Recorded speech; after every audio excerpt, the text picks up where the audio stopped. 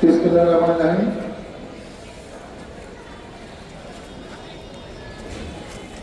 জামিয়া আশরাফিয়া দারুল উলুম দুনিয়া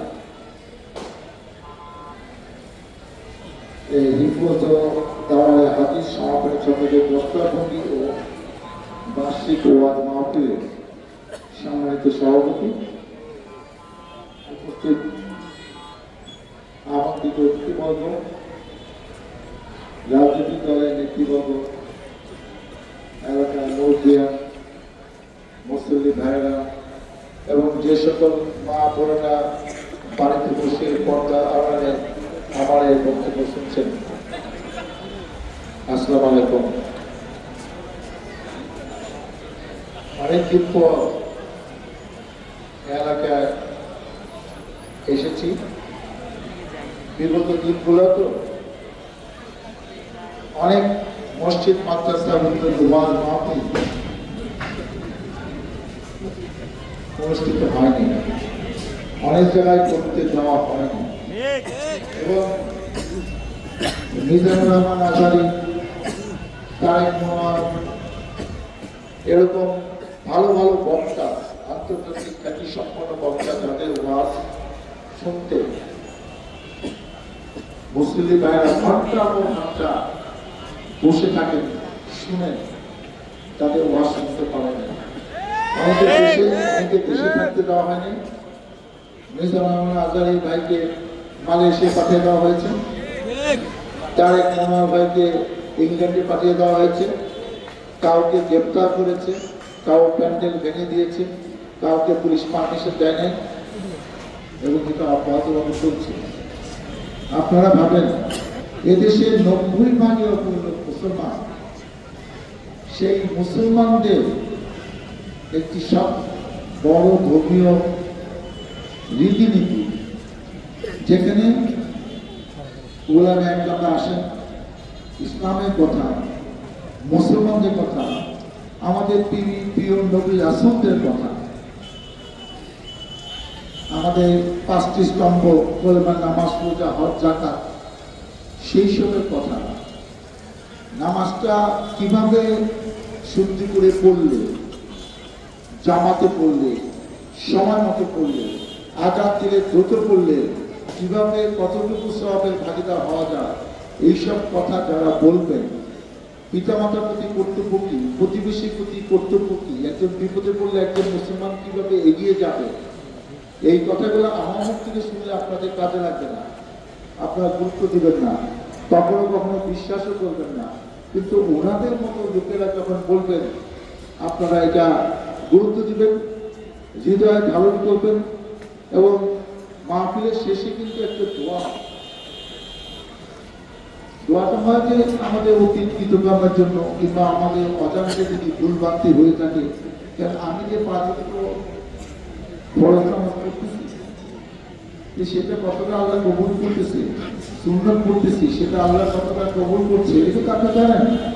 আমাদের তো মানুষের ভুলভ্রান্তি হবে, সেগুলা তো মাপ করা করতে গিয়ে মহামারী করে, তার কাছে কিন্তু কান্নাকাটি করতে হয় মাপ চাইলে। এবং অনেকে অনেক ভুলভ্রান্তি কিন্তু আমরা বুঝতে পারি যে আমার এটা ভুল হচ্ছে, আমি এই কাজটা করা ঠিক হয় নাই। একজন টাকা পায়, তাহলে আমি 3 মাস ধরে ঘুরাইতেছি, মোবাইল নাম্বার বন্ধ করে ঘুরে বেড়া, আমি মোবাইল নাম্বার বন্ধ করে মনে করছি তার টাকা না দিলেও চলবে। এই ধরনের অনেক রকম ঘটনা আছে। নিজে নিজে একটা অনুশোচনা হয় যে না, এই কাজটা আর ঠিক না, একদিন তো আমার মারা যেতে হবে, আল্লাহ মাফ না করলে তো আমার কিছু আল্লাহই করবে। ধর্মীয়ভাবে ব্যস্ত যুগে হিসাব কিন্তু আপনার মারা যাওয়ার পরে হিসাব হবে। এবং প্রথম হিসাব হলো যে আপনার উপর যে বয়স থেকে নাবালক থেকে আপনার জন্য নামাজ ফরজ ছিল, সেই থেকে আপনি কত ওয়াক্ত নামাজ কাজা করেছেন, সেগুলো পড়েছেন কিনা, সেই নামাজের হিসাব আগে হওয়ার পরে আপনি ব্যস্ত যুগে হিসাব হবে। সেই সব কথা যারা বলবেন, যাদের উসিলায় আমরা কিছু শিখবো, জানবো, আমল করে বাড়িতে যাব, আগামীকাল থেকে শুদ্ধি হয়ে ভালোভাবে কিছু সংশোধন হয়ে আমি কাজ করব, নামাজ পড়ব, ইসলামের পথে জীবন রেখে মিলিয়ে দিব, সেই কাজগুলো আপনি করতে দিলেন না। মুসলমানের দেশ, 90% মুসলমান, সেই মুসলমানের পক্ষে আপনি কথা বলতে পারবেন না। কারণ পাশে একটা দেশ আবার অসন্তুষ্ট হয়, এদের এত আপনার এদের এত কিছু শিখাচ্ছে কেন? কারণ একবার যদি আপনার ইনামটা ফিরে আসে, আপনি কিন্তু অনেক সাহসী হবেন, অনেক জীবন বাজি রেখে কিন্তু যুদ্ধ করবেন। আপনি যখন ওনারা কথা বলতে পারবেন না, আপনার মনোবল একটু দুর্বল হয়ে যাবে। এই কাজটাই কিন্তু তারা অব্যাহতভাবে করেছে, কিন্তু আসলে কি শেষ কথা হয়েছে? কারণ যারা ভুলে যায় যে আল্লাহ ক্ষমতা কি, গাছের পাতাও ধরে না আল্লাহ ইশারায়, যারা মনে করে যে আমি রাজা বাদশার মতো দেশ চালাবো, জনগণ কিছু না, ওই ভোট কিছু না, আমি যেভাবে যাবো যত ক্ষমতা আছে সব ক্ষমতা আমি ব্যবহার করবো, আমার পুলিশ, আমার টিভি, আমার প্রশাসন, আমার ছাত্রলীগ, যুবলীগ সব আমার, আমি রাজা, আমি বাদশা। কিন্তু আল্লাহ মনে মনে মুচকি মুচকি হাসছিল যে তোমার এত ক্ষমতা, এক মিনিটের মধ্যে তোমার ক্ষমতা থাকবে না। আমরা যেটা 15 বছরের আন্দোলন সংগ্রাম করে যে কাজ করতে পারি নাই, 36 দিনের আন্দোলনে এই কচি কচি ছাত্ররা, শ্রমিকরা, জনতারা আমাদেরকে দেখিয়ে দিল আন্দোলন কিভাবে করতে হয়, একটি জালিম সরকারকে কিভাবে দেশ থেকে বিতরণ করতে হয়, যে মারা যাবো, শহীদ হয়ে যাবো, কিন্তু তাকে না খেদাইয়া, না বিতরণ করে, ক্ষমতা থেকে না টেনে আমরা বাড়ি ফিরে যাব না। আজকে 1500 ছাত্র শ্রমিক জনতা শহীদ হয়েছে, 15,000 ছাত্র শ্রমিক জনতা আহত হয়েছে, পঙ্গু হয়েছে, কারো এক চোখ নাই, কারো দুই চোখ নাই, কারো এক হাত নাই, দুই হাত নাই, কারো এক পা নাই, দুই পা নাই, আরো অনেক কঠিন অসুখে এখনো অনেকে হাসপাতালে আছে। এই সাগরে এর জন্য খবর চাই, অনেকে বাসায় পুরোপুরি সুস্থ হতে পারে না, কাজে ফিরে যেতে পারে না। এদের দোয়া কি আল্লাহ কবুল করে না? আপনি ক্ষমতায় আছেন, আপনি মানুষ মেরে মেরে ক্ষমতা টিকে রাখবেন? আপনি শেষ পর্যন্ত ক্ষমতায় থাকতে চেয়েছিলেন, পুলিশ আর্মিকে বলেছে তুমি গুলি করো না কেন, লাগলে আরো 10,000 লোক মেরে ফেলা, আমি ক্ষমতা ছাড়বো না। এবং শেষ পর্যন্ত হেলিকপ্টার থেকে গুলি করা হয়েছে, আমরা নিজেরা দেখছি, টিভি পর্দায় ভাইরাল হয়েছে। এবং আমরা 2-1 বাচ্চা, 2 বছরের শিশু মার সাথে করে এসা হইচই হচ্ছে, বারান্দা দিয়ে দেখতেছিল নিচে কিসের মিছিলটা কি হচ্ছে, 2 বছর 3 বছরের শিশু মারা গেছে। এটা বাংলাদেশ? এর জন্য 30 লক্ষ শহীদ হয়েছিল, 2 লক্ষ মা বোনের ইজ্জত দিয়েছিল। সেই স্বাধীনতার নাম এই যে কাদের পক্ষে কথা না বলে রাজনীতি করতে দিবে না, কাদের দলের কেউ না থাকলে ভোট দিতে দিবে না, থানা যাকে ইচ্ছা তাকে ধরে নিবে। এত ক্ষমতা পুলিশের জীবনে ছিল না যে মামলা ছাড়া যাকে ইচ্ছা তাকে বাসায় ধরে নেয়। আমাদের এমন কোনো নেতা কর্মী নাই যার নামে একটা মামলাও নাই। বহু নেতা কর্মী আছে মাসকে মাস জেল কেটেছে। এবং শুধু তাই না, অনেকে বাবা মা জানাজায় যেতে পারে না, বাবা মা অসুস্থ ছিল তাকে দেখতে যেতে পারে না, তাকে ঠিক মতো চিকিৎসা দিতে পারে না, পারিবারিক অনুষ্ঠানে দিতে পারে না, নিজে আবার টাকা পয়সা নাই, তারপর মনে ছিল, কষ্ট করেছিল, শীতের সময় কোনো কম্বল ছিল না, সোয়েটার ছিল না, ফ্লোরে ঘুমাইছে। একদিন না, বছরের বছর, 15-16 বছর। এই কষ্ট একদিনের না, 15-16 বছরের কষ্ট। আমরা যখন পালায় থাকতাম, পালায় থেকে নামাজ পড়তাম, আল্লাহর কাছে কান্নাকাটি করতাম যে আল্লাহ এই জালিম সরকারকে কবে নিবা, কবে নিবা, কবে নিবা। আপনারা অনেকে দোয়া করছেন, আমি জানি। এবং লক্ষ লক্ষ কোটি কোটি মানুষের দোয়ায় আল্লাহ দেখিয়ে দিল। আমরা এতদিন যেটা জানতাম যে সবার বিচার এই দুনিয়াতে হয় না, মারা যাওয়ার পর বিচার শুরু হয়। আল্লাহ মনে মনে করলো না, বাংলাদেশের লেগে একটা দৃষ্টান্ত থাকা দরকার, তুই খুব বেশি পারছো, তোর বিচারটা এই দুনিয়াতে করে দেওয়া যায়, যাতে আর কোনোদিন এরকম ভাবে কোন জালিম সরকার আইসা মানুষকে শোষণ করিয়া, মানুষের সম্পদ লুণ্ঠন করিয়া, হাজার হাজার লক্ষ লক্ষ কোটি টাকা বিদেশে পাচার করিয়া তুই দম্পতিতে নিয়ে বলবি যে আমার টেলিভিশন, আমার পুলিশ, আমার আর্মি, আমার সবকিছু, আমার বাবা দেশ স্বাধীন করছে, এটা যেন বলতে না পারিস। দিল যে এত অহংকার ভালো না। সব কিছুর সীমা আছে, সীমা লঙ্ঘনকারীকে আল্লাহ কখনো পছন্দ করে না। এবং সেই শিক্ষা কিন্তু বাংলাদেশের মানুষ দেখল, এবং আমাদের জন্য শিক্ষা হলো যে বাড়াবাড়ি করলে তাদেরকে কিভাবে বিদায় দিতে হয়, এটা আমরাও জীবন দশায় দেখে গেলাম। যাতে আমরাও কিছু হইলে, আপনাদের বুকে কিছু হইলে মনে থাকে যে আমরাও যেন সীমা লঙ্ঘন না করি, আমরাও যেন নিয়মের মধ্যে চলি, জনগণকে কষ্ট না দেওয়া, ভোগতে না দেওয়া, জনগণের সেবা, সত্যিকারে যেটা সেবা। এক সময় আমরা যখন এমপি ছিলাম তখন কিন্তু দেখতে তাও দাম, মর্যাদা, সম্মান ছিল। এরপরে যারা বিনা ভোট হয়েছে, যারা ভোট হয়নি তাদের দাম সম্মান কি, কিন্তু অবস্থাটা এমন খারাপ হয়ে গেছে মানুষ আর কাউরে বিশ্বাস করে যে আমরা যা করতেছি এটাকে হাসা করতেছি না মিশা করতেছি। এই কথা পাওয়ার পরে কি কথাগুলো আমি ভুলে যাবো? আমি যারা আপনার কাছে এসে দুই চারটা ভালো কথা বলছিলাম, এটাকে আমার মাথায় আছে তাকে আপনাকে খুশি করার লেগে করতেছি, সে বিশ্বাস আর আগের মতো না। বিক্ষু তোমার নাম কি বলে পরিচয়, যে আমার কাজ কমে বলে দেবে যে আমি আপনাদেরকে বিশ্বাস করি, আল্লাহ বিধানকে মানি, নিজে ঠিক কত চলি কিনা এটা সময় বলে দিবে, নিজে বাহাদুরি করে বলার কিছু না। আর অন্য কিছু বলতে গেলে অনেক বিপদ হবে। এই ওয়াজ মাহফিলে এত কথা বলতে চাই না, সারাদিন এসব কথা নিয়ে তো থাকি। তো ইসলামিক একটা জলসাতে বেশি বলে আপনার করে যে এই ডাক্তার সারাদিন সাহেব এত ভালো মানুষ জানি, আজকে একটু বেশি করে বলেছে। আজকে অনেককে ইয়াং ছেলেপেলে দেখছি সেগুলো নিজের বিচারটা কথা বলে, আমি বিচার থেকে পাশ করেছি, এটা বলতে হতো না কেন 15 বছরে অনেকে তো ভুলে গেছে। তারপর নতুন করে একটু বলে আপনারা কিছু মনে করেন না, অনেকে জানেন যেটা কিন্তু জানি আবার নতুন করে করতেন। আমি মানসিক মেডিকেল থেকে 87 সালে এমবিবিএস পাস করছি, bachelor of medicine, bachelor of surgery, যেটা বাংলাদেশে ডাক্তারি বিদ্যা বলে। তারপর 3 বছর ট্রেনিং করছি নেফ্রোলজি, কিডনি, হার্টের উপর। তারপর বিসিএস পাস করে 5 বছর চাকরি করছি, এবং ফার্স্ট ক্লাস গেজেট অফিসার চাকরি কিন্তু রাষ্ট্রপতি আদেশ ক্রমে সিনিয়র সহকারী সচিব কিন্তু আমাদেরকে চিঠি দিচ্ছে। সেইভাবে কিন্তু আমাদের প্রথম পোস্টিং হচ্ছে 91 সালে কিশোরগঞ্জ ইন্নাতে হাওয়া এলাকা। তারপর 90 থেকে 32 সালে সাভার এলাকায় আসি। এইখানে 3 বছর চাকরি করে 96 সালে চাকরি ছাড়লাম, কারণ সরকারি চাকরি করলে সংসদ নির্বাচনে অংশগ্রহণ করা যায় না, মনোনয়নপত্র দেওয়ার আগে তোমার চাকরি ছাড়তাম। সেই ছেলে 96 সালে আপনার ভোটে আমি এমপি হইলাম, 2001 সালে আপনাদের ভোটে আবার দ্বিতীয়বার এমপি হইলাম, 10 বছরের এমপি ছিলাম। আমার বাবার নাম জামান ইদ্রিস, উনি 90 সালে মারা গেছে 70 বছর বয়সে। উনি যখন প্রথম চেয়ারম্যান হয় তখন তার বয়স 23 বছর, 43, এবং 45 বছর একটা না উনি 80 ইউনিয়ন, এবং পরবর্তীতে যখন ইউনিয়নটা ভাগ হয়ে 80 ইয়াপো হয় স্বাধীনতার পরে, তখন কিন্তু ইয়াপো ইউনিয়ন 9 বা পর্ব একটানা চেয়ারম্যান দিয়েছে।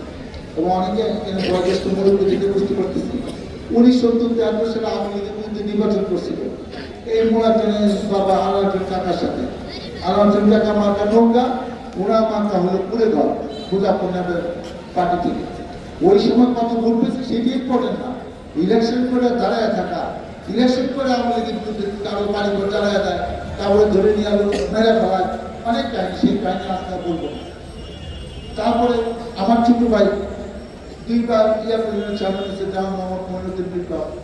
তারপর 2014 সালে আপনাদের মধ্যে ভাইস চেয়ারম্যান হয়েছে আমার মনে হাজবেন্ড হুমায়ুন ভাই। এই ইউনিয়নে 84 থেকে 2011 27 বছর একটানা চেয়ারম্যান ছিল। আমি একটা রাজনীতি পরিবারের সরকার, শেখ হাসিনা আমাদের 15টা বছর ক্যাবিনেট। আমরা নির্বাচন করলাম 8 সালে, সেই নির্বাচন কি হিসাবে আপনারা জানেন। 14 সালে 153 জন তারা পাস করে গেল না, সেটা যায় নাই। 2018 সালে দিনের ভোট ডাকতে হইল, নির্বাচন করলাম, আপনারা ভোট দিতে পারেন না, যে জনগণই ভোট দিতে পারে না, 2% ভোট দিচ্ছে, সেগুলো তো হিসাব নির্বাচন নাই। এই 2024 সালে নির্বাচন করে পাইতে নাকি আপনারা কেউ ভুলেন নাই। আমি মাত্র 3বার জেল খাচ্ছি, এখনো আমার নামে 53টা মামলা আছে। এগুলো কবে শেষ করে জানি না, সরকার বসে আস্তে আস্তে শেষ করবো, আল্লাহ জানে কি হবে। আমরা যে কথাটা বলতে আসছি, যারা যেরকম করেছে তাদের বিচার হয়েছে, প্রচলিত আইনে তাদের কম বেশি সবারই বিচার হবে। আমরা মনে করছি হয়তো 1 বছর পরে নির্বাচন হবে, জাতীয় নির্বাচন, সেখানে জনগণের বলে প্রত্যেক এলাকায় এমপি হবে, একটি দল ক্ষমতায় আসবে। যে কথা আমি বলতে চাই, একবার স্বাধীনতা হইল 71 সালে, আবার 24 সালে আরেক স্বাধীনতা হইল, গণতন্ত্র পাইল। এইভাবে বাঙালিকে নিয়ে আর কতদিন এইভাবে অত্যাচার ছিল। ওরা ছিল পাকিস্তানি, এবং ওদের থেকে তো এরা আরো বেশি না। আপনি আমাদের কত হাজার হাজার নেতা কর্মীকে মেরে ফেলছে, গুম করছে, আয়না ঘর বানাইছে, যাদেরকে 8 বছর আটকে রাখেন। আপনি বলেন একজন মহিলা জানে না তার স্বামী বেঁচে আছে কি নাই, সে 8 বছর ধরে একটা বিশেষ রুমে বন্দি করে রাখছে, পরিবার জানে না, সন্তান জানে না তার বাবা এখনো বেঁচে আছে। এটা কোনো কথা? এবং দিয়ে একটা ঘটনা আছে যে ওয়াইফ বিয়ে করে ফেলছে, ধরে গেছে তার হাজবেন্ড মারা গেছে, হাজবেন্ড এসে ওই আমি মারা যায়। এগুলা সমস্যা কে করবে বলে? এই যে একটা সামাজিক ইয়ার মধ্যে পেল। ঢাকা ইউনিভার্সিটি থেকে পাশ করে একজন পুলিশ কর্মকর্তা পুলিশ ডিপার্টমেন্টে যোগদান করছে 2024 সালে আগস্ট মাসে। সে এডিশনাল এসপি ঢাকা পাইকারে যুব সমাজ শ্রমিকরা উৎসাহ হয়ে যে পুলিশ এত অত্যাচার করছে, থানার দিকে যাচ্ছিল, অনেকে মারা গেছে, 6 জনকে তার নির্দেশে গুলি করে হত্যা করা হয়েছে। তারপরে তাদেরকে 6টা ছাত্রদের তাদেরকে ভ্যান গাড়িতে শোয়ানো হয়েছে, শোয়া পেট্রোল ঢেলে দিয়েছে, আগুন দিয়ে দিয়েছে। একজন মুসলমান, একজনের মুসলমানের লাশ জানাজা ছাড়া এই কাজ করতে পারে আমি জীবনে শুনি। এর বিচার আল্লাহ কি দিবে? পুলিশ এটা টের পাবেন। সৌভাগ্য গ্রেপ্তার হয়েছে এবং ওনার দৃষ্টান্তমূলক শাস্তি হবে, এতে কোনো সন্দেহ নাই। এখন তার ভালো প্রমোশন পাওয়ার জন্য উনি যে কাজটা করলেন, একটা মাস্টার ডিগ্রি পাশ করে ঢাকা বিশ্ববিদ্যালয় থেকে, আপনি কি মনে করেন ঢাকা বিশ্ববিদ্যালয় কলঙ্কিত হয়েছে না তার পরিবার কলঙ্কিত হয়েছে? লেখাপড়া শিখলেই হয় না, লেখাপড়া প্রয়োগ জানতে হয়। আমার ফ্যামিলি যদি খারাপ থাকে আমি মানুষ হয়ে যাই, তো আমি তো অমানুষ। তো এরকম অমানুষ হাজার হাজার 2.5 লক্ষ পুলিশ আছে, যে যা করছে তার বিচার আপনি ভাইবেন না মানে হবে না। অনেক রকম বিচার আছে, কিছু মামলার বিচার, কিছু মনস্তাত্ত্বিক বিচার, কিছু প্রকৃতির বিচার, কিছু আল্লাহর বিচার। অনেকে আছে মসজিদে যে নামাজ পড়ে না সে মসজিদ কমিটির সভাপতি, যে লেখাপড়া করে না সে মসজিদ মাদ্রাসা স্কুল কলেজে সভাপতি। এদের জন্য নিয়ম করা হয়েছে যে না আমি স্কুলের সভাপতি হলে BA পাস থাকবো, কলেজের সভাপতি হলে MA পাস থাকবো। এদের নিয়ম এগুলোকে বানাচ্ছে। প্রাইমারি স্কুলের সভাপতি হলে BA পাস থাকবো, যাতে তোমরা যে আওয়ামী লীগের সময় জব্দ করতো যে কেউ হয়েছে একটা কাজ করছে, সব প্রতিষ্ঠানের টাকাগুলো মোটামুটি ধ্বংস করে ফেলেছে। বাচ্চাদের টাকাতে স্কুলের টাকা ইনকাম হয়, সেই টাকাও তারা খেয়ে ফেলেছে, নষ্ট করছে। তাদের বিচার হবে না? আল্লাহ বা মসজিদের টাকা তারা ধ্বংস করছে, ক্ষতি করছে, তাদের বিচার হবে না? তার নামে মামলা হয়েছে কি হয়েছে না এটা ইম্পর্টেন্ট না, গিয়ে দেখেন সে কমাইতে পারতেছে, অপেক্ষা করেন। অনেক রকম বিচার আছে। আমাদের বয়স 63 বছর, অনেক মানুষকে দেখছি, অনেক মানুষের অনেক ক্ষমতা দেখছি, কোনো ক্ষমতা শেষ পর্যন্ত থাকে না। ক্ষমতা থেকে আল্লাহর ক্ষমতা। যে কথা বলে বিদায় দেব, জানি না কতদিন বাঁচবো। আব্বা জীবন দশা পর্যন্ত 70 বছর পর্যন্ত মানুষের পাশে ছিল। এত কিছু করে কিন্তু দেশ ছেড়ে কোথাও যায়নি।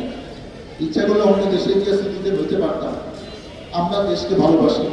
আমার বাবা শুয়ে আছে জিরাপুরে, আমারও মারা গেলে জিরাপুরে তারপর আমি এমপি হইলাম কি হইলাম না কিছু আসে না। আমি জনগণের সাথে থাকতে চাই, পাশে থাকতে চাই, তাদের জন্য কিছু করতে চাই। যদি আল্লাহ তৌফিক দেন তাহলে আপনাদের পাশে থাকবো, আপনাদের সাথে থাকবো, আপনাদের মানে সেবা করার সুযোগ পাবো। আল্লাহর উপর ছেড়ে দিলাম, আপনাদের সেই জন্য দোয়া চাই। আজকে যেহেতু এসছি, কবে আবার এখানে আসবো জানি না।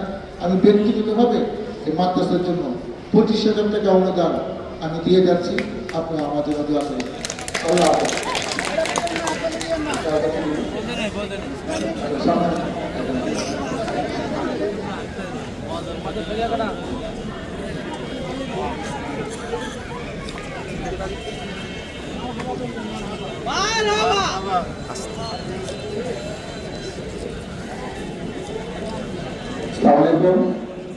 আলাইকুম।